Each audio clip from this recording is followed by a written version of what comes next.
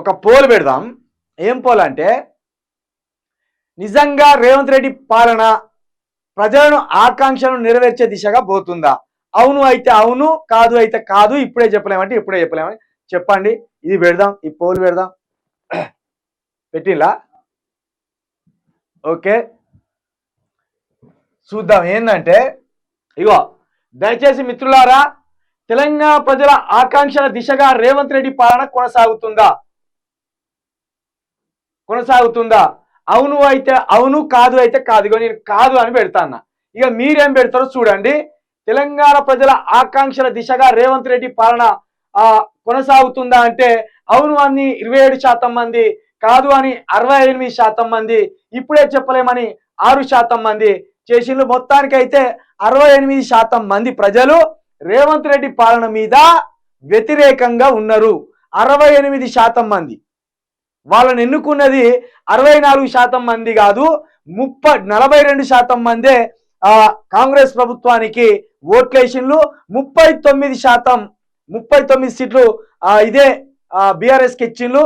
అదే విధంగా 40% మంది బీఆర్ఎస్ కావాలని ఆ రోజు ఓట్లెత్తే 42% మంది కాంగ్రెస్ కావాలని ఆ రోజు ఓట్లేసిండ్రు. మొత్తానికి తెలంగాణ ప్రజల ఆకాంక్షల దిశగా రేవంత్ రెడ్డి పాలన సాగుతుందా అని మనం పెట్టిన పోల్కి సాగడం లేదు అని 69% మంది ప్రజలు ఓట్లేసిండ్రు. ఇక దీన్ని బట్టి అర్థం చేసుకోవచ్చు రేవంత్ రెడ్డి దిక్కుమాలిన పాలన ఎట్లున్నదో. రేవంత్ రెడ్డి ప్రజాపాలన కాదు, దిక్కుమాలిన పాలన, దుర్మార్గుల పాలన, అత్యంత హేయమైన పాలన, ఏమాత్రం అవగాహన లేని పాలన అనేది అర్థం చేసుకోవచ్చు. చూడొచ్చు, 70% పెరిగింది. రేవంత్ రెడ్డి పాలన ప్రజా పరిపాలన కాదు అనడానికి 70% పెరిగింది. అంటే సగానికి పైగా పెరిగింది. సగానికి పైగా ప్రజలు రేవంత్ రెడ్డి పాలనను అంగీకరించడం లేదు. ఇప్పుడు రేవంత్ రెడ్డి దిగిపోవాలా ఉండాలా చూడుర్రి. ఇక మీరు 50 రోజులు 60 రోజులు కూడా కాకముందే, 3 నెలలు కాకముందే ప్రజలు ఇంత విసిగిపోయిన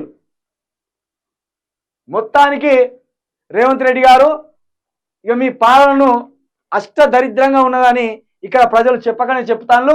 దయచేసి ఈ వీడియోను షేర్ చేయండి, లైక్ చేయండి. అదే విధంగా తెలియని వారికి కూడా మన ఛానల్ యూ న్యూస్ ని పరిచయం చేయండి. ప్రజలారా, మీరు ఎప్పటికప్పుడు అవగాహనతోటి, ఆలోచనతోటి కలిగి ఉండండి. ఆఖరికి గవర్నర్ గారి చేత కూడా అబద్ధాలు ఆడిచ్చే ప్రయత్నం చేసిండ్రు. దీన్ని మర్చిపోవద్దనేది కూడా మీ అందరికీ విజ్ఞప్తి చేస్తున్నా.